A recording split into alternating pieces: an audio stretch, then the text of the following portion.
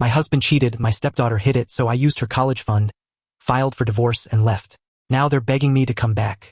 Hi, I'm a 40-year-old female, and I've been with my soon-to-be ex-husband James, 43 male, for 15 years. Out of those 15 years, we have been married for 10, and I have loved him more than anybody in this world. James has a daughter, Sarah, 18 female, from a previous relationship. He and Sarah's mother were never married. They only had a short fling for a couple of months. But then she got pregnant, decided to keep the baby, and broke up with James just a couple of weeks before realizing she was pregnant. James and Sarah's mom decided to have a cordial relationship to co-parent the baby, but unfortunately, Sarah's mother passed away in a car accident when Sarah was just 6 months old. From that point, it was just James and his daughter. When James and I met, he told me he wasn't just looking for a wife but also someone who could be a good mother to Sarah. I was up for it because I loved kids, and Sarah was only 2 years old at the time. I didn't care that he had a daughter. I was ready to accept her as my own and raise her as such. From the start, I was serious about our relationship. After 5 years of dating, we got married. Our life had its ups and downs, but I always thought James loved me as much as I loved him. I had no reason to suspect otherwise. Even just a few months ago, we had been talking about celebrating our 10th wedding anniversary with a family trip to an exotic location. James had been very excited about it. People who cheat on their spouses don't act excited about planning a family vacation, so I never saw this coming. About 6 days ago, I found out James had been cheating on me for the past 7 months with a coworker. I was at work, minding my own business, when I received an email from his coworker. It had all the details of their affair, including text conversations, phone call logs, and pictures of them together. Pictures from days James had told me he was on business trips. In reality, those trips were romantic getaways with her. I was in shock. I went home immediately, unsure of what to do. Nobody was home at the time. Sarah was spending the day with her friend, and James was at work. I reread the email carefully, trying to process it all. The coworker had included her phone number in case I wanted to talk. She explained in the email that she was coming clean because James had been promising her for months that he would tell me the truth and leave me, but he hadn't. She didn't feel comfortable continuing the affair under these circumstances, so she decided to tell me herself. I decided to call her, still in denial and thinking maybe this was some kind of cruel prank. But when I spoke to her, she confirmed everything.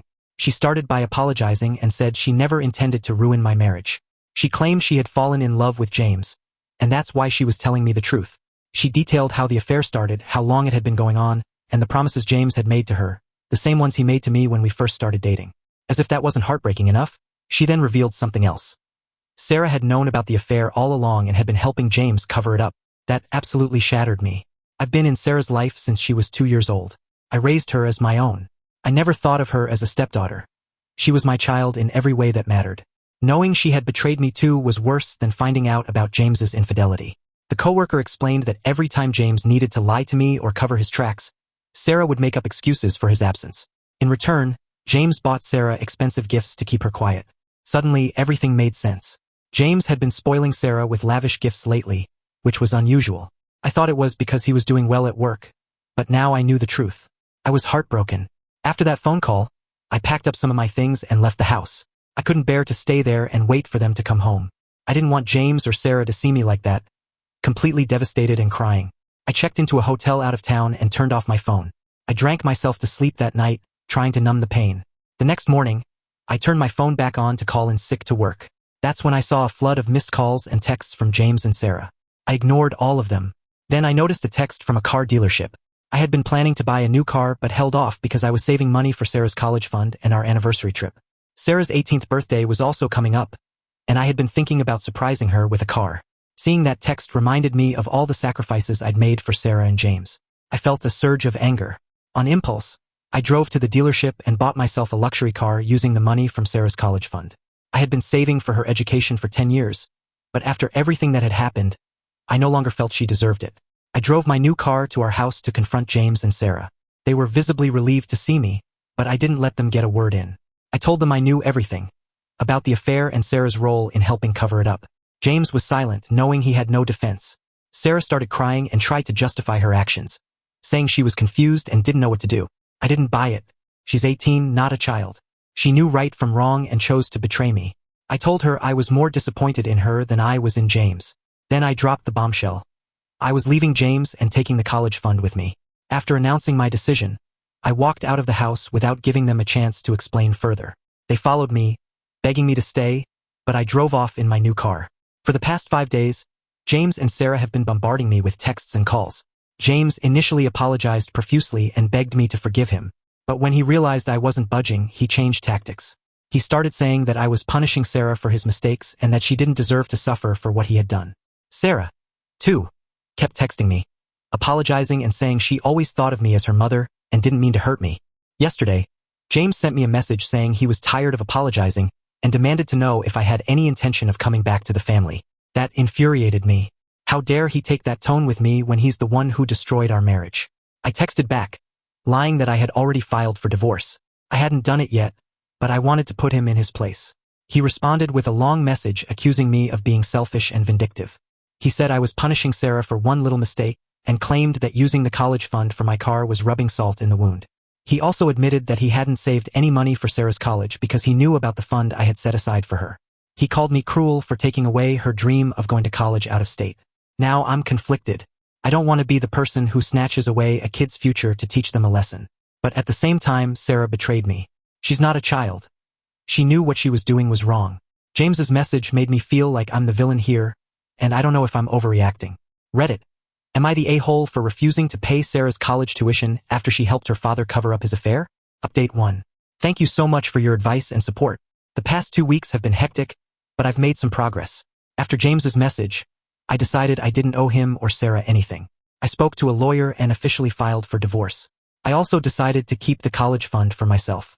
Even if I were Sarah's biological parent, I wouldn't owe her a college education after this betrayal. You don't stab someone in the back and then expect them to support you financially.